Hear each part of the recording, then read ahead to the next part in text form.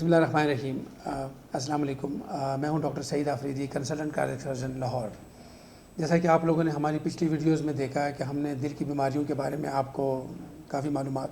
فراہم کی، جس میں دل کا بائی پاس آپریشن، دل کی بیماریوں کے علامات اور ان کی وجوہات۔ آج کی ویڈیو میں ہم آپ کو یہ بتائیں گے کہ اگر خدا نخواستہ آپ کو دل کی بیماری کے علامات میں سے کوئی علامت ظاہر ہو تو آپ نے کیسے اس سے نقصان کو کم سے کم کرنا ہے اور آپ نے سیفلی ہسپتال پہنچنا ہے جہاں پہ آپ کو میڈیکل ٹریٹمنٹ مل سکے۔ یا اگر آپ کے آس پاس کوئی اور بندہ ہے جس کو ہارٹ اٹیک ہوا ہے، اس کو آپ نے کیسے سیفلی ہسپتال تک لے کر جانا ہے اور اس کے دل کے اوپر اس کے اثرات کو کم سے کم ہونے دینا ہے۔ اگر آپ کو خدا نخواستہ دل کا دورہ پڑے، جس میں ہم نے جس طرح آپ لوگوں کو پہلے بتایا کہ چھاتی میں آپ کا درد، دباؤ اور بائیں ہاتھ میں اس درد کا جانا، یا جبڑے میں، یا آپ کے گردن میں، گلے میں آپ کو ایسے محسوس ہو جیسے کوئی دبا رہا ہو، جس کو ہم چوکنگ کہتے ہیں، یا آپ کا گلے کا بند ہونا، یا پھر درد کا پیچھے کی طرف جانا، یا آپ کو پسینے کا آنا، گھبراہٹ کا ہونا، تو سب سے پہلے آپ نے بیٹھ جانا ہے اور آپ نے اپنے قریبی کسی دوست کو یا اپنے رشتہ دار کو فون کر لینا ہے۔ سب سے پہلے ہیلپ کے لیے آپ نے کال کرنی ہے۔ اگر ہسپتال آپ کے قریب ہے کہیں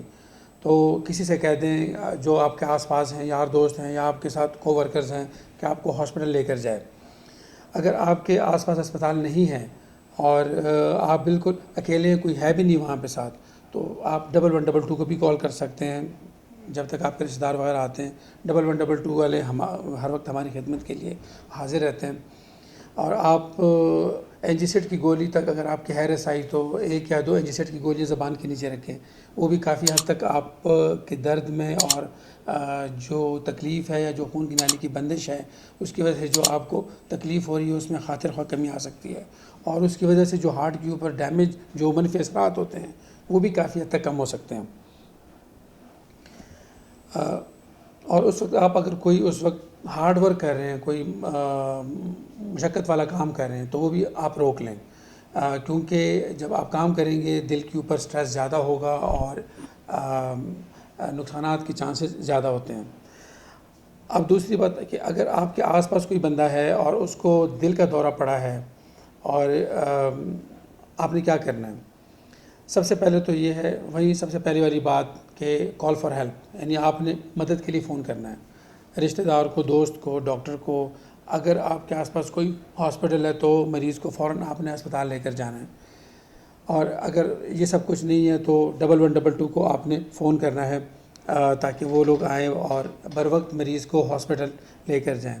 اگر فارمیسی کہیں آس پاس ہے، اینجیسٹ کی گولیاں 1 یا 2 زبان کے نیچے رکھوا کے فوراً مریض کو ہاسپٹل تک لے کر جانا ہے۔ جب آپ یا مریض ہاسپٹل پہنچتا ہے تو سب سے پہلے ایمرجنسی میں، ظاہری بات ہے وہاں پہ آپ نے لینڈ کرنا ہے۔ ایمرجنسی میں انہوں نے سب سے پہلے ECG کرنی ہے، اور ECG کرنے کے بعد جب یہ تعین ہو جائے گا کہ ہاں یہ دل کا دورہ ہے، تو وہ آپ اگر وہاں پہ اینجیوگرافی کی فیسلٹی اویلیبل نہیں ہے تو وہ آپ کو اسٹریپٹوکائنیز کا انجیکشن لگاتے ہیں، یا اور انجیکشن ہیں جو خون کو پتلا کرتے ہیں اور جو خون کا لوتھڑا بنا ہوتا ہے اس کی مقدار کو کم کرتے ہیں خون کی نالیوں میں، اور وہ دل کے دورے کو کچھ حد تک اور کچھ عرصے کے لیے، یعنی کچھ دیر کے لیے وہ ڈیلے کر دیتے ہیں۔ اگر اس ہاسپٹل میں اینجیوگرافی کی سہولت ہے تو ہم لوگ پرائمری اینجیوپلاسٹی جس کو ہم کہتے ہیں، یعنی پرائمری PCI کہتے ہیں ہم اسے، آپ کا وہ ہوگا۔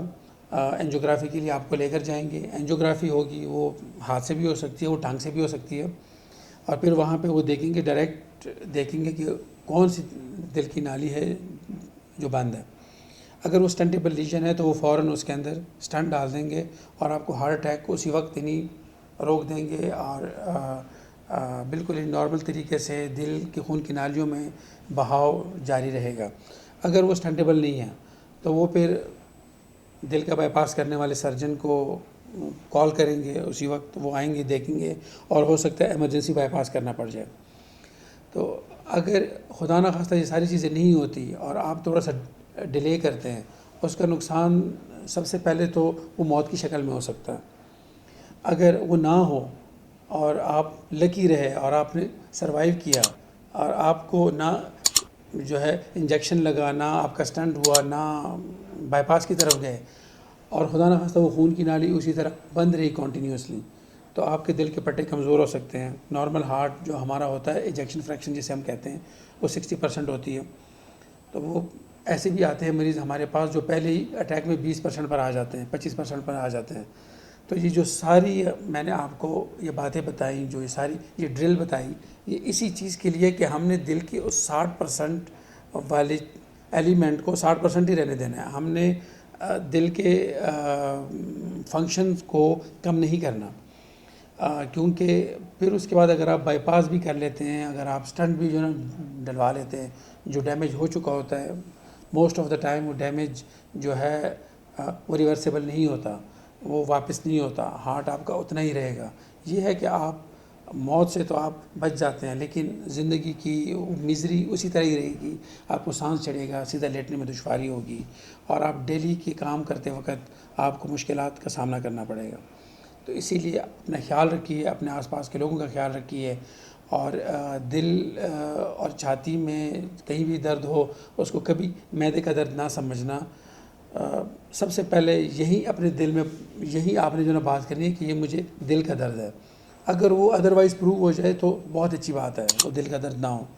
لیکن اگر وہ خدا نخواستہ دل کا درد ہوا اور اس نے ڈیمیج کر لیا تو وہ ساری زندگی کے لیے آپ کے لیے وہ ایک لائبلٹی، ایک ڈسیبلٹی آپ کی رہ جائے گی۔ اسی کے ساتھ ہی میں آپ لوگوں سے اجازت چاہوں گا، انشاءاللہ اگلی ویڈیو میں نیکسٹ ٹاپک کے ساتھ آپ کے سامنے دوبارہ حاضر ہوں گے۔ تب تک کے لیے فی امان اللہ۔